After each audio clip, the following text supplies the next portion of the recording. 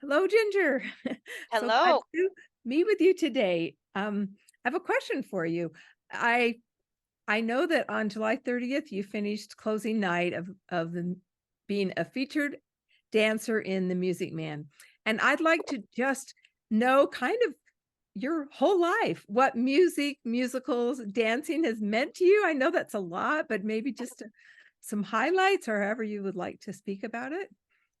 Yeah, so I've been a dancer. I started out as a clogger. Um I did ballet when I was little, but then I started out as a clogger like on competition teams. And I assume some people know what clogging is. Not a lot of people in California know, but um and so I did that. Yeah, probably through my early 20s. And then I moved to Utah, and just so much like psych stuff happened, like in and out of hospitals and stuff, that I never really got into like the dance scene. And Utah has some amazing competition teams. They're some of the best in the world. So like I when I moved, so I didn't really have that opportunity like I did here. So when I moved back last in 2022 to California, the first thing I saw was something on Facebook about like a clogging workshop. And I went to it, and it was actually in the town where I went to high school, where I hadn't been for like 25 years. I went to the workshop. And then I saw that some of my old like friends from that same area were putting on a huge the Music Man last year, or yeah, this past year. Sorry, maybe I shouldn't have worn my hair like this because it's hard to wear this thing. So anyway, so I started doing the clogging. I did some performances, and I hadn't done them for like years and years, which I was super excited to be back and doing that. And then I also tried out for the Music Man, and there's my phone. And that was in April. Let's see. Yeah, April. I tried out. I made the featured dancer, and I was practicing from pretty much like 20 to 25 hours a week, all the way through the summer. We had six performances, end of July, the last two weekends in July.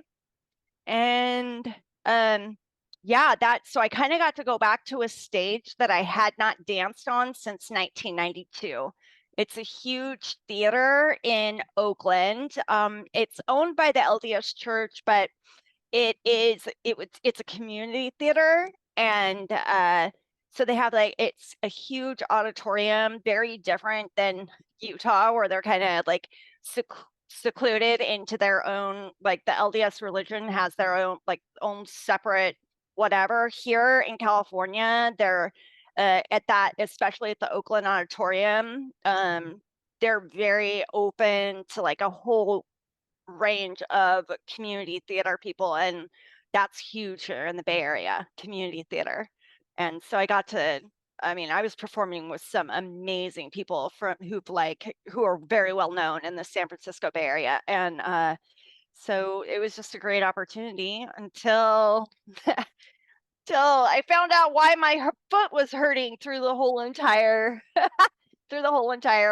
performance, which is kind of odd. But I don't know, like I don't know. So I am a huge dancer. I think that it gave me a way to express myself. When I was on stage, I was able to express myself. So Oh, and yeah. how old were you when you started dancing? Um, probably probably like five, ballet, and then clogging was at like 11 years old. Started competing, and then competed probably until I was about 22 or something like that. Yeah. Wow, awesome. Yeah. I also understand that you were a cheerleader. Oh, yep, I was. And I was on the dance team like in high school, so I did do cheer. I went to San Ramon High in Danville, California, and that's where I did cheer. Yeah, throughout high school. So, oh, and I made it. I also was a cheerleader for like a year in junior college um till I transferred to actually BYU, which I then got kicked out of. So, Wow. so yeah. Do you, I wasn't going to go there, but do you want to talk about that or? It's okay. Wait, hold on just a second. I want to shut my door. Hold on. So it was like oh, there we go. So it was it was a, not a, I was like I party down there. And you don't party at BYU. But anyway, so yeah, I got kicked out, but I also had so much like psych stuff that needed to be like, that had not been, I just was kind of like, nobody could figure me out, which I'm sure, as far as like diagnosis. So I had like pretty much everything. You know how they call you like treatment resistant? It's always my fault. It's Wow. just because they couldn't figure me out. But anyway, that's kind of like what was going on. And then actually, right after I got kicked out, because that was like a big deal, I went into the Utah State Hospital like right after that. So that's kind of like where I stopped dancing for a really long time, is because I just was in psych hospitals. So yeah. Do you, of course, I know you because of your incredible advocacy after your psych experience, and you were just an incredible voice. And in fact, I think I first met you in person when you were a keynote speaker for a Utah peer recovery conference. I really want to talk about other aspects of your life, but you, Sure. so much of that is in the newspaper and you've done so much. Yep. I do want to just ask a little bit about the state hospital. I'm like, how did a person who is as capable, smart, energetic as you get locked up for a long period of time? Well, it's interesting because I was locked up in the 1995 to 96, which you may have heard before, for a year, and in the state hospital, and then I was doing pretty good, and then I wasn't, and then I was locked up again in 2007 to 2008. I I was I was constantly suicidal, constant. It was like a constant, I didn't care anymore. And it took till the second time I got out that I found that speaking up and actually being diagnosed correctly. That sounds weird. A lot of people don't really care, um, about being diagnosed. But for me, it was like um, I couldn't figure out what the heck was wrong with me. And so for me, I needed medication and that helped. Um, and yeah, so it was just a lot of suicide attempts, like over and over and over. And they just were like, lock her up. So yeah. And then after you got out of the Utah State Hospital, have you been out living your life and advocating and speaking up? Yeah. And Yeah. So yeah, I got out in 2008. Like I remember it was like tax day. I don't know why I remember that, but it was tax day 2008, so April. Um, and I was kind of private about my psychiatric history before. I had never really told my story anywhere.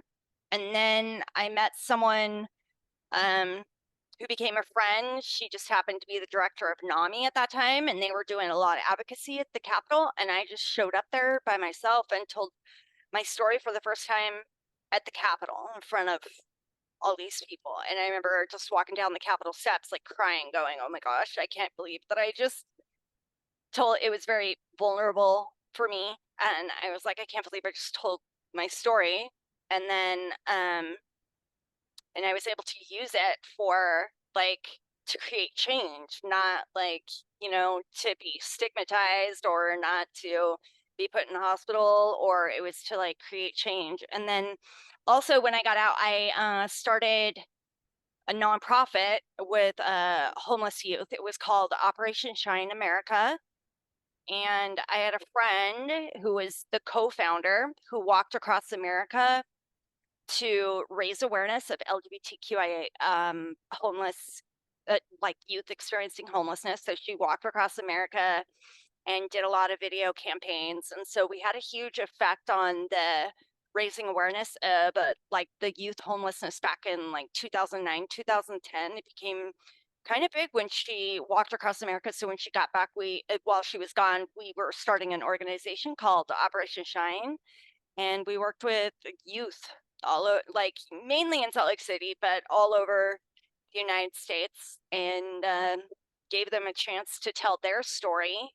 And that's how people up at the state level started knowing who I was, because I was first in working with youth in um, yeah, downtown Salt Lake City. We did a lot of fun stuff, and it was just like a startup. We were an affiliate. We became an affiliate of the Utah Pride Center. And so we never really got our 501(c)(3, but we like were an affiliate under them after a while, and just, yeah, I don't know where they're at now, but I know we did a lot of good work back then. So, Wow, that's awesome. mhm. Um, gosh, a couple of directions here. Back to the Music Man performance. I saw that one of the employees at the state hospital's children had contact with you recently. Mama One of the Madu. employees' children. Oh yeah, Yeah, Mama Ledoux. the yeah. Do you know Mona? Or No, no, please just okay, tell me a little bit about how that happened, how you stayed in contact, or yeah. Uh, so Mona was actually my social worker when I was there in 1995, and she was just someone I really needed in my life at that time. My family always lived in California, so I was, and they still most of my family still lives here, and so I was in Utah pretty much, like living on my own with not a lot of my family. I didn't see them as much. You know, I was didn't have a lot of money, so like I wasn't traveling back and forth to California a lot back then, and so Mona was a huge support when I was in the state hospital. And then when I got out, I just remained close with her. I know that's like not usually normal, but I was close to her. And then let's see, I saw her a few times after the state hospital. Then she moved away. Then she moved back to Utah, and then I saw her, and then uh, another person at the state hospital told me probably after I saw her a year prior in person that she had died suddenly. So I went to her funeral, and one of her daughters worked at the state hospital, and did, I believe, both times that I was in there, in the 90s and in 2007 to 2008. And so yeah, but I also think some of her other daughters were like younger. So like when I would go to her house, that's how I met them.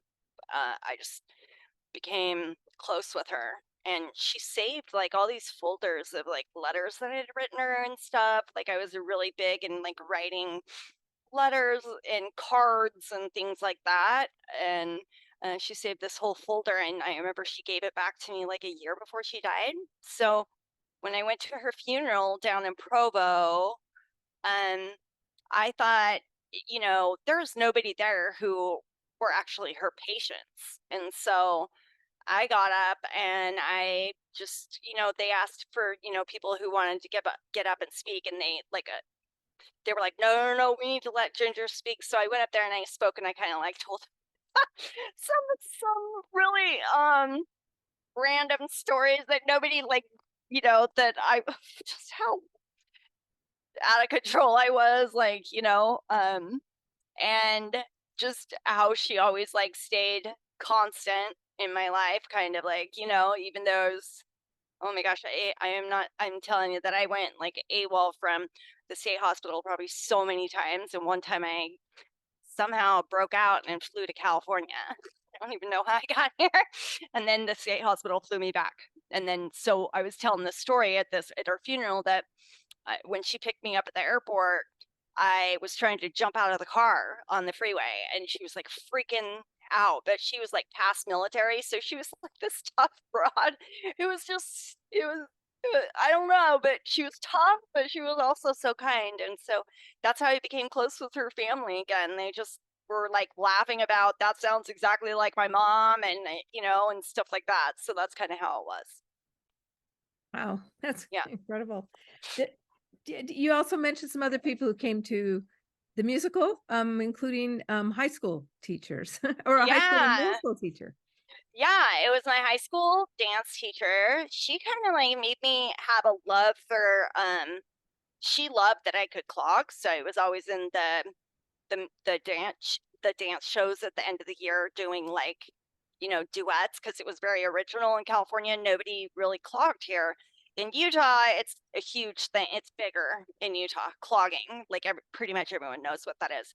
Um, but so that and like, and she kind of made me have like a love for uh other type of dance, like like character dancing and just like, along with cheer, you're doing like jazz and things like that. And so she kind of gave me that love, and it really gave me a lot of experience in different types of dance, and I really love that. And so um she came to see me. She still lives in California, and I have had so many people contact me from high school age, even younger, just randomly in private message about like mental health or something like that, like they're concerned about a loved one or anything like that. And so a lot of people that I have stayed in touch with have contacted me like, what do I do? Do you have any ideas? Like like they see me speak out and so they have questions. And so a lot of the people like I still am close to that have contacted me maybe about a loved one or a friend or what do I do in this situation. And so we remain close, and then social media helps a lot. And when I told her I was going to be in the Music Man and she saw it on Facebook, she was like, oh my gosh, you've got to let me know, because if I'm in town I'm coming. And she came, and it was so cool. It was really cool to see her again. I don't think I had seen her since high school, so long time ago. And then you know, she lives in Truckee, which is up by Tahoe, and I'm like, but she still has a house, I guess, in Danville, and which is the Bay Area. So she like drove like 3 hours to come home, and because she normally lives up there, and came to see me, and I just thought that meant the world to me. Wow. You Yeah. obviously have a lot of friends over a lifetime of connections and all. While we're mentioning the college, I know that you did finish at the University of Utah, and I'd like to know, what age you were, how that process was, how you felt about it. You mean graduating from the U? Yes. Yeah, so I went to BYU. So I went to junior college here in California. Well, actually, first, just so you know, I don't know if you ever knew this, but I got a scholarship after high school to go to school in France. And so I lived in France for a year in a little village, and I went to school. And in a little village, so like not Paris where everybody speaks some sort of English, franglais, whatever. So I lived in a small village on the German border. No one spoke English. And so it really gave me like I was immersed in the French culture. So I lived there, and then and then when I got back, I got some GEDs at junior college, did a little bit of cheer there in the Bay Area, here in the Bay Area.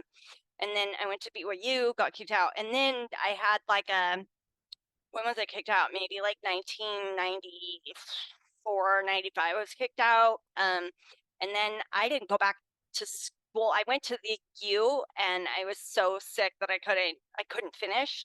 So I was only at the U. I don't even know how long because I don't even know. I couldn't even figure out a major back then. So finally in 2015, I was able to go back to school with the help of Voc Rehab, and they paid for everything. And I got accepted into the U. I had some credits there, some were transferred. So I had quite like a big, so I just took like maybe 2 classes.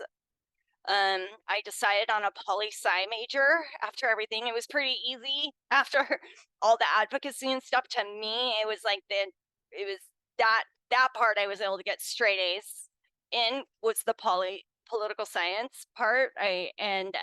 Just like the classes I had to make up like math and stuff, those were the hard classes. But I enjoyed myself. It was different going back in 2015, and then I graduated in 2019. And I had a bunch of friends come, and it's so funny because my sister made this big fat, like, I wonder if I have it here.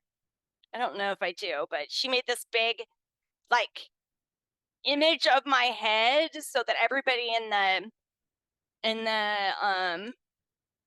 where they do basketball, like the huge whatever auditorium up there at the U.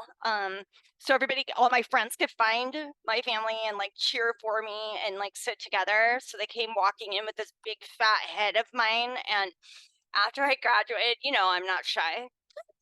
So I got this big like fat head of me, and I was like I was so excited and hyper that I was running around with this big fat head just like yelling, oh my gosh, it only took me 25 years, I graduated in 25 years, yay. And I was like running all over, like photo bombing everybody with this big fat head of mine, like running around up there like a spaz. And but yeah, I graduated in poli-sci. That was like a huge accomplishment. And for me, that was huge. And I was really proud of myself that I went back and finished because I wanted to. Um, and I'm glad that I did. Oh, that's awesome. Yeah. While we're talking about Salt Lake, I saw that you worked at the VA Medical Center for a while, the veteran. Yeah. Do you have any stories, or how was that experience? So I worked in facilities management. I was like in my late 20s. I didn't work there very long. Bunch of work accommodations and stuff. Like I started programs in this of training programs as random, not even in the area that I do now, but in that area. I didn't work there long. Um because right after that I went on disability, like, SSDI. So um and then my work history was kind of like scarce, I guess, up until I got out of the state hospital um, the second time. And then I started that working with the youth and then peer support. And that's kind of, yeah. And then that's when I started working again. So it was like, the last job I had before I was on disability for a really long time. Hmm. Since you brought up peer support, which is how Hmm. I've gotten to know you through the work we both have done. Yep. But tell me what it means to you. And I say it to someone who didn't know anything about what's peer support. Could you, what does it mean to you? Uh, I see a lot of, so when I look at the system of mental health, especially in California right now, it is like, I'm just going to say, I've lived here since, I moved to Marin County, finally got settled in May of 2022. And I still have not been able to get a behavioral health provider here. And so in thinking of those terms, in general, I wouldn't, if I wasn't taking meds, I wouldn't really care. but because I couldn't even find anybody who could prescribe, who would like take my insurance, it's so just like seems random. So peer support to me was like those people that I could go to totally got it, that were, and especially here in California, because they don't even have like the whole state system for Medi-Cal billing isn't even set up. So it was kind of new in Marin County. So I kind of got to experience it all over again, like when it was new. And so to me, it gave me hope, peer support, like those who had like already gone through so much in their life and they found this way to like give back to people who felt hopeless. And I was like, oh wow, if I would have had, someone like who was a peer specialist who could have talked to me like maybe way back in the 90s or whatever, then maybe I wouldn't have had such a, like an up and down history of psych in my life for so long. It may not have affected my life so much. Um, I think that people being able to tell their story, one of the number one things is like in peer support is telling their personal story. And that gave me so much power where I was actually able to speak up and use what was kind of traumatic in the behavioral health system, in and out of hospitals all my life, that I was able to use that to do good, like, and to create change. That all these 50,000 times I was in the psych unit, I could actually take that up to the Capitol or take it to my trainings, or when I'm sitting, one on one with somebody and talking to them, like, hey, I was where you were, and I was able to, and so where you see me now, I wasn't always here, so I was able to provide hope. And I think I always wish that I had that same type of hope. And I think, you and I are like and all peer specialists have this unique way of providing hope. And I think it's because peer support, the biggest thing is we can relate. Maybe not the exact same story, but we can say, dude, been there, like, let me tell you, like, a little bit of like where I've been and how I got to where I am now. And that is like huge to me. I think nobody can tell you like, nah, that didn't happen to you, because it's your story. Nobody can say, nah, because it's my story. So, and that was huge. And when I started seeing people, even the youth, because I wasn't a peer specialist when I was working with the youth experiencing homelessness, but when they contact me now, and some of them did get trained later on when they got off the streets and stuff, when they contact me now and they're like, oh, I graduated from like a university. I went and did all this stuff. They had like families and stuff. That like it says a lot to me. And I'm like, wow, I'm so glad because I saw you when you were in this place. So glad that I could have a part in giving you some hope. Is a future out there, you know? That's so awesome. And you went on to be paid to be part of official trainings for peer support specialists, right? Yeah. So I was invited by Rick Hendy, who worked up at the state division, or now it's a different Department of Health and Human Services up there. And he invited me, and it was actually at the VA, and our first training in Utah. And I just had the Operation Shine stuff that I did. And so I was, for him to invite me to the first training, and having Larry Fricks, who was kind of like he was like my role model, like my hero for so long at the beginning, just because of all he had accomplished with Appalachian Consulting Group, and the fact that he was like my trainer.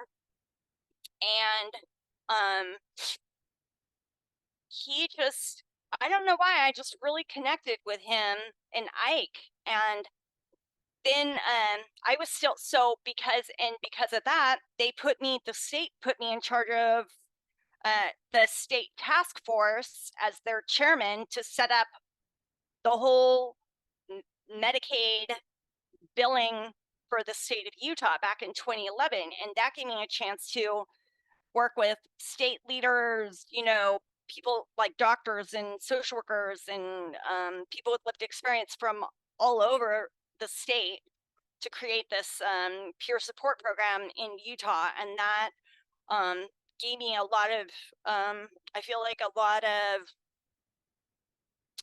like experience in working that way and being invited to sit on many councils and stuff at the beginning till I got burned out. And then, but I gave me the opportunity to work with Larry Fricks. And then, so I knew a lot about the history of peer support and then how it started. So they would invite me at the beginning. They had the 3-year contract, and Appalachian Consulting Group would like invite me to their trainings, and I would just do one of the sessions, but I would like stay all day to like help the state people, the people who worked at the state, to make, to help just little odds and ends, just volunteering. And one time I wound up in the psych unit, like in 2012, and Larry Fricks is there for a training with Gene Tokarski, and he comes up to the psych unit, and he comes to the visitors room, and I think I had made probably a suicide attempt at that time, so I wasn't doing very well. And he's like, "Hey, you want to come work for us?" And I was like, "Do you see where we're sitting? Like right now?" It's like in a visiting room. And Jean, I remember I didn't know her at the time. She was like a new trainer with them. She was like out in the parking lot of the university psych, just like waiting for Larry to get out, and he hires me for this job. And that was like, whoa, I guess even though I'm still struggling with being in a psych, in a psych unit and suicidal thoughts or whatever, they still see that I have worth. And so that's how it started. Is Larry hired me, and at the beginning I was like editing their manuals.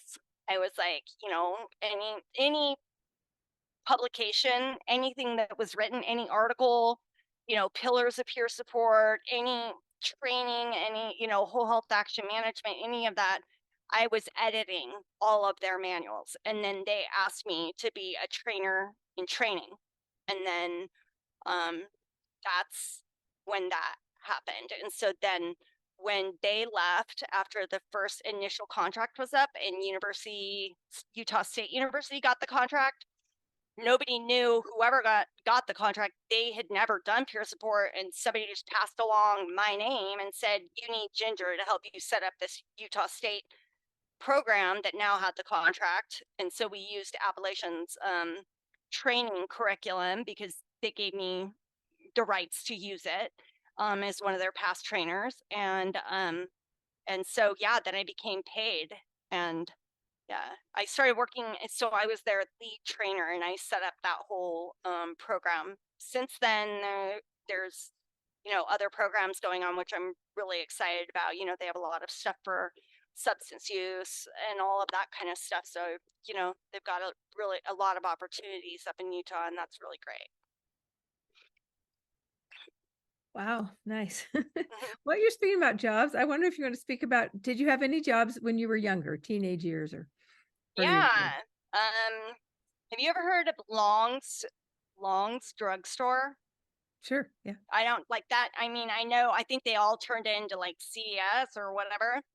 So I lived in Danville, and one of the places I lived in California when I was young was right next door to Mr. and Mrs. Long. Long's. And so my whole family like worked at Long's when we were like 15. So I did. I worked as a cashier. I was really quick, always on cashier 1. And I worked there. I worked in a chiropractor's office. Oh, guess where I used to work? I worked in the student body office at BYU. So it was called BYUSA like when I went to BYU, I worked there. So I got to know a lot of the leadership people at BYU. I worked with Mike Lee. Yay. Anyway, so that was interesting. And then let's see. Yeah, chiropractor. I think I always had a job since the age of 15 all the way probably until the VA. And then yeah, just random things. I'm trying to think of like yeah, my mom worked at the police department in our town.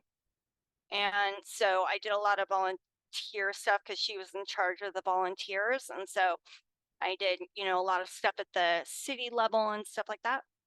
And then, yeah. And then it was like all like peer support, advocacy, all that kind of stuff once I started working again, like in 2008 and 2009. Awesome. Um, one thing I don't know about, and I'm sure a lot of people in your life do, is your family, Mm, siblings, nieces. Would you like to just speak some about yeah, for people who don't definitely. know them? Because my family is actually the reason why, because I know you were one of the people that I told that one of the reasons why I turned down chemo, and I'll tell you why, is so I have two older brothers, two older sisters, and a younger sister who I am living with right now. My sister Catherine, and I have, oh my gosh, 19 nieces and nephews, and 29 grand nieces and nephews, and I believe one on the way. And so I've got a huge family. And so and my parents are still alive. I'm fortunate to be able to reconnect. Like the last several years, I've become so close with my parents, which is amazing. Close with my family. Uh, my sister, literally godsend. My sister Catherine. Um, my I will tell you, when I got diagnosed with cancer, my family was there in, I mean, they flew in from out of state, just hopped to it like within days. It was like like an army on my side had formed to go do whatever needed to be done because it was such a whirlwind in August when everything happened. I was like, what the, like I was just dancing. Like, how could this be? And so my family has been amazing. I can only imagine how much harder it would have been if I was in Utah when this whole diagnosis had happened. So my family is, I have a brother in Idaho. I have a brother who lives up in by outside of Sacramento. He He's actually on a board in Utah. Actually, I got him on a board for a peer run organization, and then I left Utah. He's on the board, and he lives here in California. So he's very dedicated, and I love him. And then I have a sister in Oregon, two sisters in Oregon, and then my sister here in the Bay Area. And my parents live up there by my older brother, about side of Sacramento, and they're like 81, both of them. So they got their own health stuff, but I feel like my parents had, I mean, when I was in the hospital when all this came about, here comes my dad, like, I think he was like wheeled in a wheelchair coming to my hospital room. And that kind of makes me teary-eyed because he was struggling walking and he came there to be with me. So Thank you for yeah. sharing that. How about a little bit more about nieces and nephews and time with them? So I have my nieces and nephews. They're all older. One of them, the youngest nephew that I have is actually wait, yeah, not grand nieces and nephews, is Catherine's boy who I live with now. He just turned 13. Great kid. I'm really close with Catherine's daughters because Catherine and I have been close most of my life, and so her daughters are the ones who live in LA, work at Disneyland, work for a fitness thing. So I'm really close with them. They're all pretty successful human beings. They have a lot of talent in their bones, I feel like. Um, and I love them. I feel like I have the luxury of being like I can be the silly, and I've always like treasured that I could be just weird and like I could be embarrassing and because I'm so proud of them. Like with all their accomplishments, I'm super loud and I make sure everybody knows how proud I am of them. So, um, like So like my niece my niece danced for the first time in the Christmas parade last year at Disneyland, and I was like sobbing, and it was just a proud moment. So yeah, just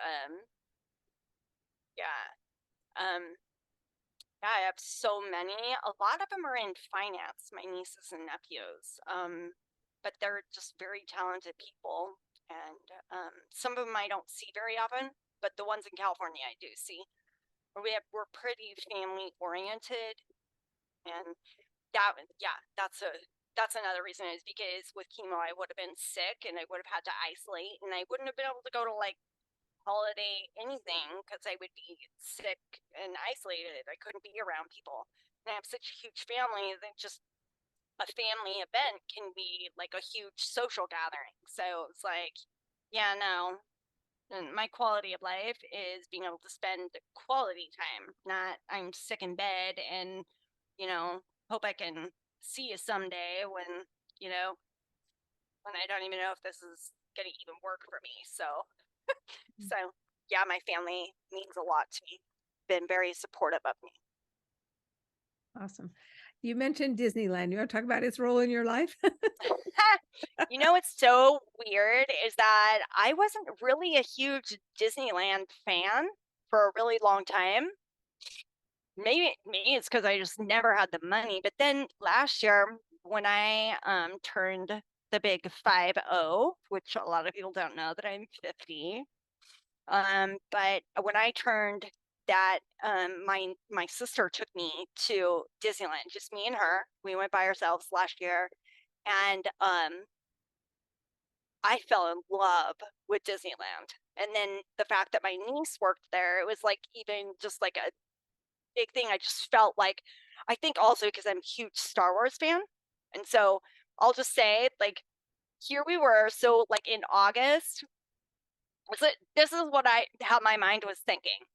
In August, I had no clue what was happening. I wind up in the hospital in San Francisco, find out about this huge stage 4 uncurable cancer diagnosis, whatever. And, my sister was so brave, she's like a rock, she's asking all the hard questions. I couldn't even think. I was like, I don't even, if I was an advocate, I could think, but I couldn't think. So the only thing I said to the doctor after, because all my family was on FaceTime, they all logged on to hear what the doctor had to say after all the MRIs and stuff. And my family was shocked. And the only comment I had, here I am, it was, am I going to be able to dance again and ride the roller coasters at Disneyland? That was all I said after that was all. And so that has been, so it was like, I'm going to go again.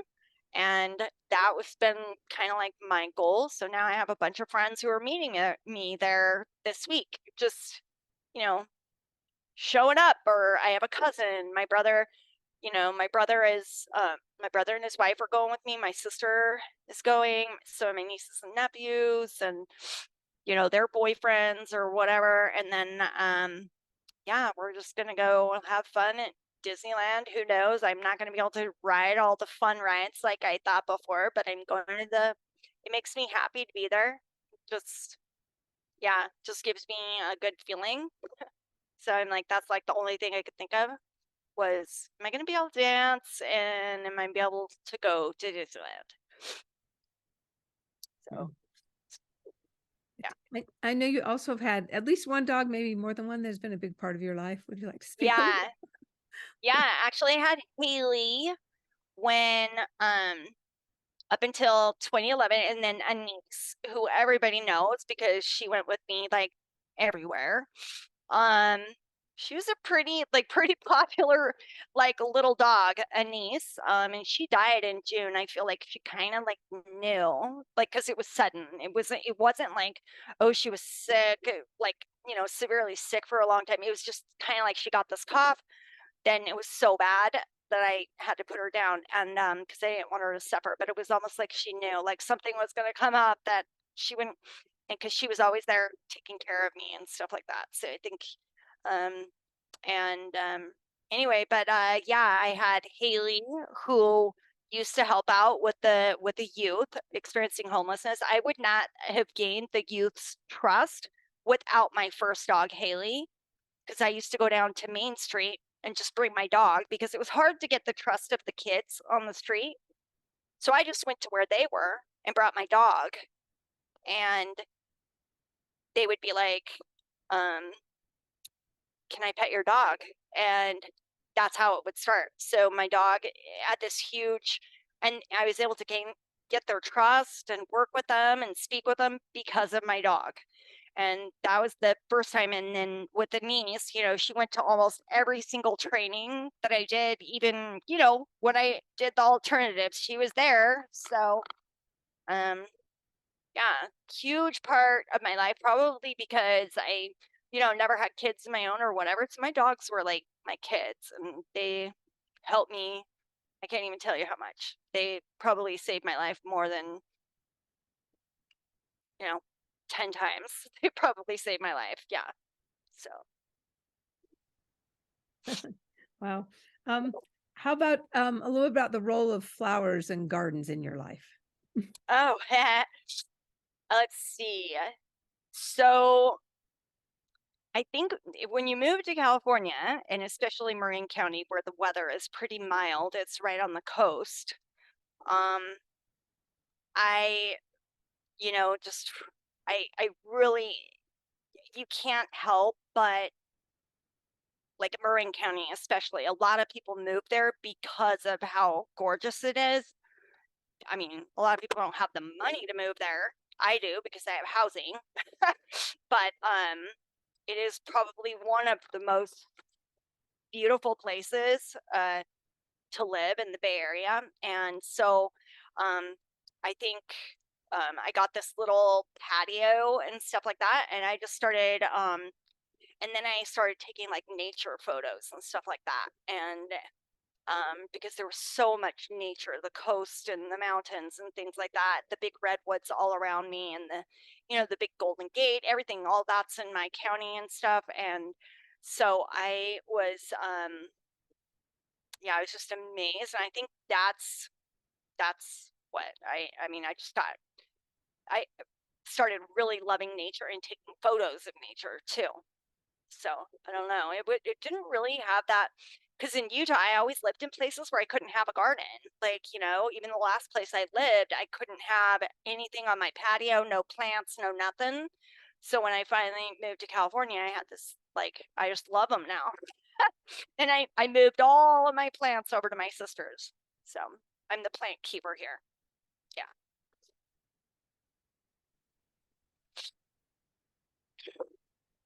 Oh, nice. I don't know how much longer you want to keep talking, or if you want to. Nope, this is good for You're right good. now. Okay. Um, I I don't know if everyone's as interested in this, but I Okay. am, Okay. because as you say, one thing we share is having been locked in a mental ward. Hmm. And Yeah. know what it's like to have those doors locked behind you and be told that you just need to do everything they say or whatever it may be. Yep. And they're also trying to help you in their way. Would you Hmm. tell us a little bit more about what it was like at this state hospital, either the first or the second time, just being a young person who was wild and fun and partying? And then, Yeah. Um, let's see. At the state hospital. So the first time I was I couldn't believe, when I looked back and I was like, oh my gosh, I was only like you know, back when I went in the 90s, there wasn't a lot of focus on transition age youth or, you know, youth in transition or whatever.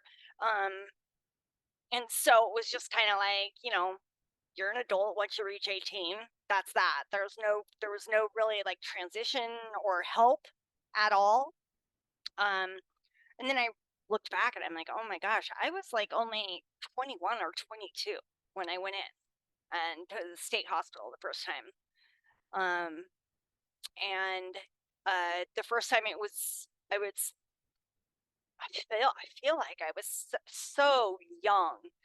Um, didn't you know, when you're young, you don't really see like the grand future or whatever. I never really saw that. Everything was just like what's immediately in front of my face. So I think I had a little bit of immaturity and also a lot of growing to do. But I was just I think, but I did have people like Mona, and when I went back in 2007 to 2008, I went to the exact same unit. So I had the same doctor, some of the same techs were still there, and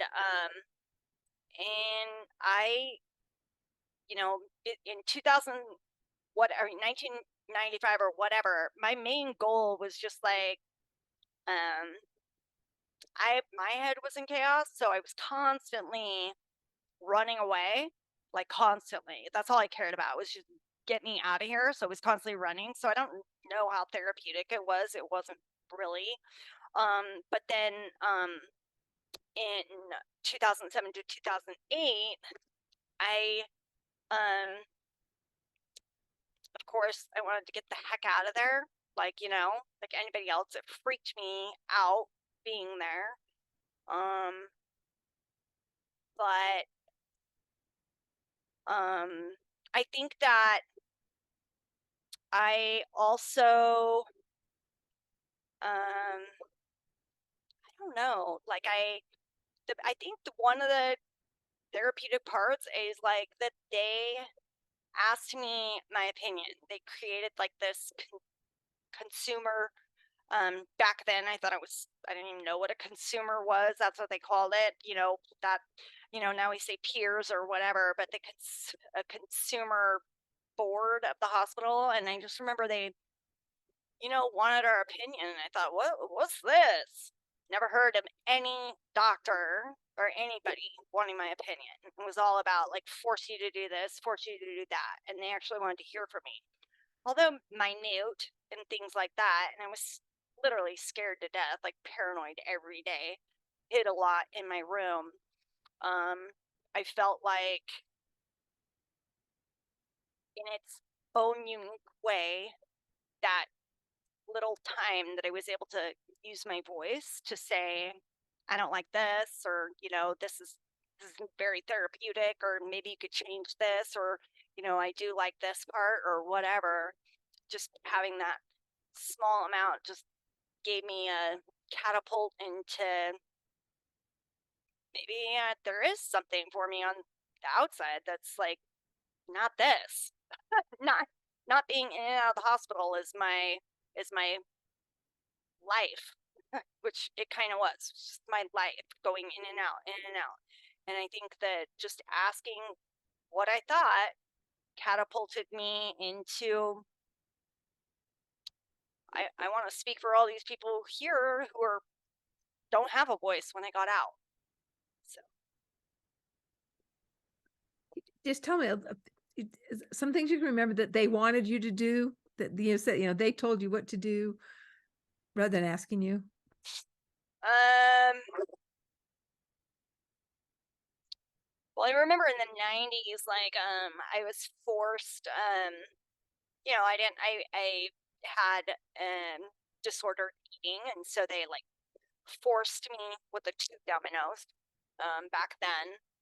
That part, of course, is part of the reason why I was like, get me the heck out of here. I'm like, I did not like being forced into that. And I think the just the things that oh gosh, I don't know. I can't even like I think like the first time, there were different rules on restraints and 4 points, and about like, and I noticed that the second time when I went back, because I had been in 4 points when I was there in um the 90s. I remember I was like, my goal is this time I'm never being put in seclusion or 4 points. And I did notice that they did have different rules, but I think that was one of the differences between the 90s and the 2007 to 2008 is I never was put in seclusion for or in any sort of hold, you know. Um, and I think that I did that was it's so traumatic, which being in that hold. And I did notice that they changed like how they did do quote 4 points by putting some net over people, and doctors had to actually come to the unit if they were going to close the seclusion door, or if they were going to give them, put them, and I remember in the 90s there was no, it was like if they thought you needed to be in seclusion, you went in seclusion. It wasn't like, oh, a doctor had to come down, had to sign a piece of paper, he had no, it was like if you had to be in the seclusion, you're in seclusion, you're in 4 points. It's whoever's there. That's what it felt like. Who's, on duty. And that was very traumatic to me. And then when I went back, I never did. So I think that was also a difference. I think I was just so flippin' scared all the time. But I was super paranoid too. I always thought people were after me. Very, very paranoid. Thought people were listening to my conversations and stuff back then. And so a lot of times I spent in my room, but yeah, the main difference was being forced into that seclusion room. Ugh, horrible. Yeah. Yeah, unfortunately, that is still done in some Yeah. Yep. psych wards, Yep. although less hopefully. Yeah. And how did you get out of the state hospital? Where did you go? Um, how'd I get out? I was very, there was it was quite unique the second time because I was paying rent at the apartment I had in downtown Salt Lake City the whole time. Social Security never found out that I was in the state hospital, so I was still getting my monthly payment for a whole year, and I was paying my rent.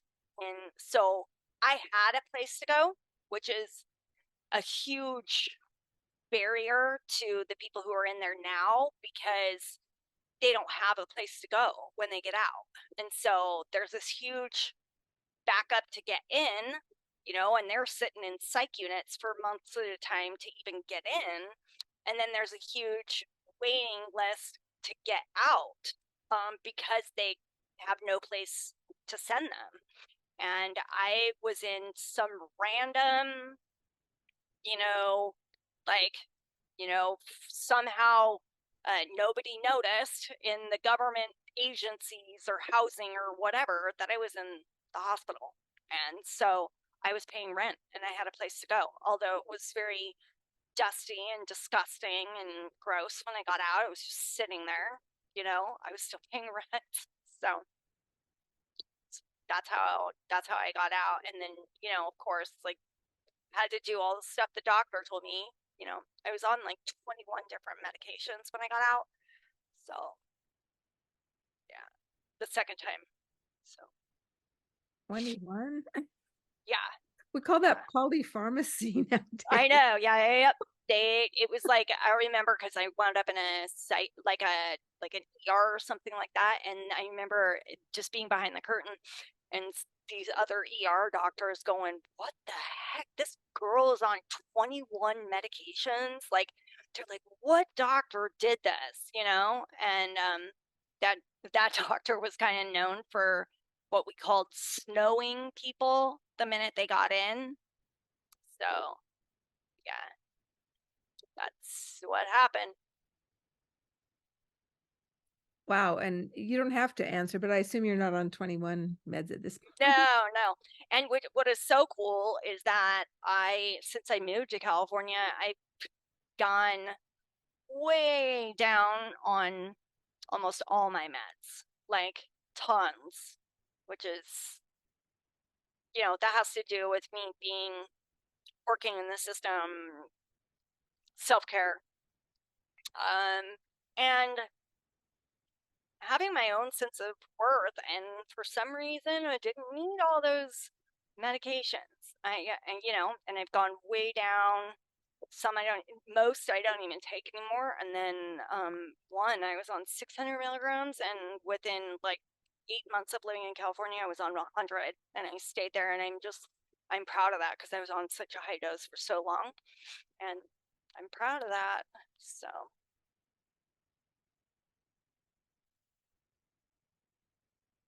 Wow.